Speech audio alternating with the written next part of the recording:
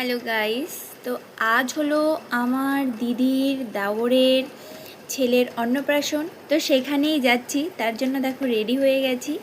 তো একটু পরেই বেরোবো। তো কেমন লাগছে আমাকে জানিও। আর আমার সবাই দেখো এখানে বেরিয়ে পড়েছি, আর আমরা সবাই যাচ্ছি টোটোতে করে।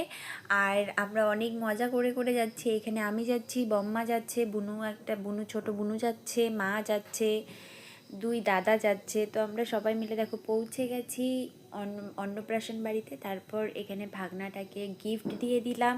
তারপর আমরা সবাই মিলে গল্প করছিলাম। এই হলো আমার দিদি, আর তারা সবাই মিলে আমরা একটা ঘরে বসে প্রচুর গল্প করছি, যেহেতু সবার সাথে অনেক দিন পর দেখা, বিশেষ করে দিদির সাথে অনেক দিন পর দেখা। তারপর আমরা চলে গেলাম খাবার ওখানে।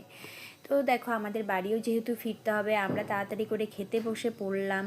আর এখানে না সব নিরামিষ খাবার ছিল, কিন্তু খাবারগুলো প্রচুর ভালো ছিল। তো খাওয়া দাওয়া এখানে কমপ্লিট।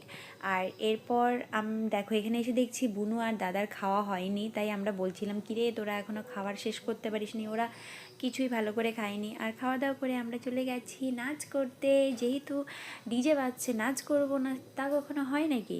আমি, মা, দিদি, বুনু সবাই মিলে প্রচুর মজা করে এবার চলো বাড়ি আসা যাক। আর এই ভিডিওটা এইটুকুই। তোমাদের যদি ভিডিওটা ভালো লাগে অবশ্যই চ্যানেলটাকে সাবস্ক্রাইব করে দেবে। তো টাটা।